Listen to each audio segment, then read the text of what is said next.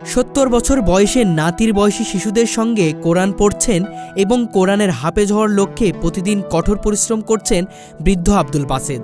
ইয়াসিন ওয়াল কুরআনিল হাকিম। সাধারণত শিশু কিশোররাই মাদ্রাসায় ভর্তি হয়ে কোরআন শিক্ষা নেয়, কিন্তু টাঙ্গাইলের মধুপুর উপজেলার মোল্লাবাড়ি গ্রামের 70 বছরের আব্দুল বাসেদ গড়েছেন এক অনন্য দৃষ্টান্ত।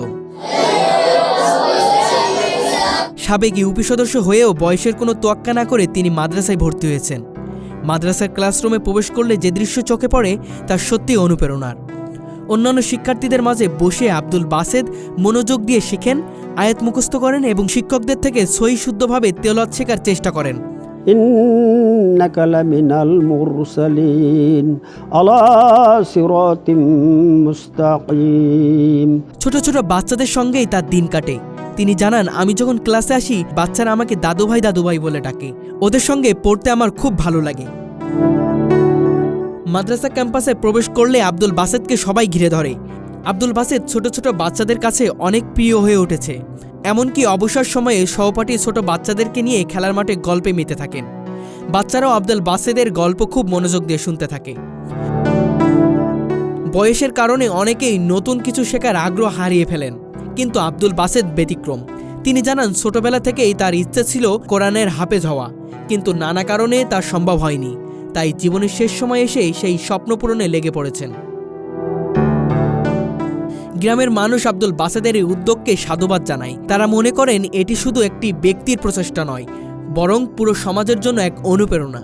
আব্দুল বাসেদ আমাদেরকে দেখিয়ে দিয়েছেন যে শেখার কোনো বয়স নেই।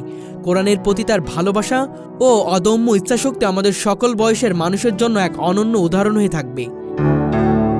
মৃত্যুর আগে হাফেজ হওয়ার স্বপ্ন পূরণ করতে তার এই প্রচেষ্টা সফল হোক, এটাই সবার কামনা। আলহামদুলিল্লাহ, আমি ছোটকালে ওই কোরআন পড়ছিলাম জেঠির কাছে। যে জেঠি আজকে মারা গেল, এই জেঠির বড় সতীন আর কি। তো ওনার কাছে আমি পড়ছি, কিন্তু সেই পড়া এখন আমার মেয়েটা এইটা আমি পড়তে থাকি, সমানে ভুল ধরে, খুব ভুল ধরে। আব্বা এইখানে এইখানে, হ্যাঁ ও মিজানে পড়ে, ও পর্দায় থাকে, তো ও আমাকে খালি ভুল ধরে।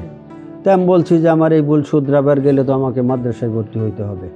তো মাদ্রাসায় ভর্তি হইতে গেলে তাইলে তো আমি মাদ্রাসায় ভর্তি যে হব, তো আমাকে হাফেজ হইতে হবে। তো সেই হাফেজ হওয়ার লক্ষ্যেই আমি মাদ্রাসায় ভর্তি হয়েছি। আর আমি ওইভাবেই এখনও মাদ্রাসায়, আমার হুজুরে বলছিলাম, হুজুর বললো যে না আপনার ভর্তি ফিস লাগবে না, তারপরে বেতনও লাগবে না। আমি বললাম যে তাইলে তো আমি ছাত্র হইলাম না, অতএব আমি আপনার মাদ্রাসার নিয়মিত ভর্তি ফিস এমনকি নিয়মিত বেতনও মাস মাস দিয়ে যাব। এবং আমার বেতনটা ইংরেজি মাসের নয়, আরবি মাসের নিতে হবে। আমার বেতনটা আরবি মাসের নিতে হবে। হুজুর ওই দিন থেকে আরবি মাসের বেতনের রেসিটি আমার কাটে, আর আমি সেইভাবে এই পর্যন্ত আসছি। তা এই আমার সবচেয়ে আমার এখানে উৎসাহিত করার জন্য আমার মেয়েটাই। না খুব ভালো লাগছে ওর, কারণ ওরা আমাকে দাদুভাই ডাকে। আমি যখন মাদ্রাসায় আসি সবাই চিৎকার করে বলো, ওই যে দাদুভাই আসছে, দাদুভাই আসছে, দাদুভাই আসছে।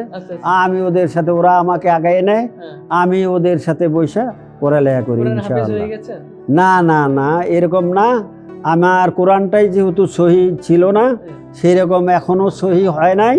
আমি সহি করতেছি, প্লাস ওই আমলি সূরাগুলা মুখস্থ করতেছি। যেমন ইয়াসিন, আর রহমান, ওয়াকিয়া, নাবা, ফাত্তা, মুলক, এরকম সূরাগুলা আমি মুখস্থ করতেছি। সাথে সাথে সহি করার সাথে সাথে আরও 2-1টা সূরা, আমি আগে সূরা জানতাম না, 4-5টা সূরা দিয়ে নামাজ পড়তাম।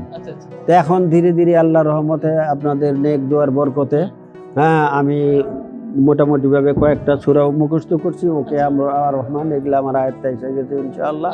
তো আলহামদুলিল্লাহ, আমি সবার কাছে দোয়া প্রার্থী যেন আল্লাহ তাআলা আমাকে পরিপূর্ণ হাফেজ না বানাইয়া মৃত্যু না দেয়। আর হাফেজের বদলতে আল্লাহ তাআলা যেন আমার বাবা মার মাথায় মুকুটের তাজ পরাক, এই আশা আমি দোয়া পাচ্ছি। যে 70 বছর পরে কেন এই চিন্তা ভাবনা আসলো?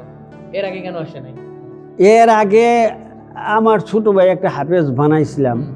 তো তখন ভাইরা তো সবাই লেখাপড়া করে না গ্রামে, যেহেতু আমি ওইভাবে পড়ালেখা করছি কলেজে, ইন্টারমিডিয়েট 77-এ ইন্টারমিডিয়েট পরীক্ষা দিয়েছিলাম। 77-এ পরীক্ষার পরেই আমরা আর ওইদিকে করি নাই। এখন ধীরে ধীরে ধীরে ধীরে ওই মেয়েটাই আমাকে উৎসাহিত করছে যে কোরআনটা সহি করার লক্ষ্যে। আর সহি যেহেতু করবো, আমি তালবি এলেম অবস্থায় মারা যাই, এই জন্যেই আমি এখানে ভর্তি হচ্ছি। আর তালবি এলেম অবস্থায় মারা গেলে এরকম শহীদি দরজা তার জন্য হয়। তালবি এলেমরা যে রাস্তায় হাঁটে, ফেরেশতারা নূরের পর বিছাইয়া দেয়। আর গর্তের পিপিলে থেকে সমুদ্রের মৎস্য পর্যন্ত তার জন্য দোয়া মাগফিরাত করে। এই চিন্তা ভাবনা সামনে রেখে, এই চিন্তা ভাবনা 3টা হাদিসের উপর ইয়াকিন করে বিশ্বাস করেই আমি অন্তত পক্ষে এইখানে ভর্তি হয়েছি। কোরআন কতটুকু শেখা হয়েছে? মোটামুটি ভাবে ওই মানে কয়েকটা আমলি চূড়াগুলা মুখস্থ হয়েছে। আমি 91-এ সাবেক মধুপুর ইউনিয়নের মেম্বার ছিলাম। জি, সাবেক মধুপুর ইউনিয়নের মেম্বার ছিলাম। বেশ সুনামের সাথেই আমার মেম্বারি ছিল। আর আমার একটা উদ্দেশ্যও ছিল যে আমি এই মেম্বারি করবো, আগামীতে চেয়ারম্যানশিপে নির্বাচন করব। যার কারণে আমি নিজেরে সেইভাবে তৈরি করে সেইভাবে জনসাধারণের সাথে আচার আচরণ দিয়েছিলাম। কিন্তু আমি চেয়ারম্যান হইতে পারি নাই, এটা আমার দোষ। আমি মধুপুরে সময় দিয়েছি বেশি, এলাকায় সময় দেই নাই। কারণ যে এলাকার লোক তো আমার এলাকার টানি ভোট দিব। মধুপুর চেয়ারম্যানই করতে গেলে মধুপুরের কিছু লোকজন লাগে, তাদের সাথে ভাগ্যক্রমে ইউনিয়নটা ভাগ হয়ে গেল। মির্জাবের একটা ইউনিয়ন হইল, আর আমি মধুপুরের ইউনিয়নের চেয়ারম্যান হইতে পারলাম না। আমি দাঁড়াইলাম, জনসাধারণ বললো যে মধুপুরাই ভোট দেখবে। এরকম একটা কথার ফেরে রিমার হইলো, ওই রিমারে আমার হইলো। পরে আর আমি চেয়ারম্যান পাস করতে পারি না।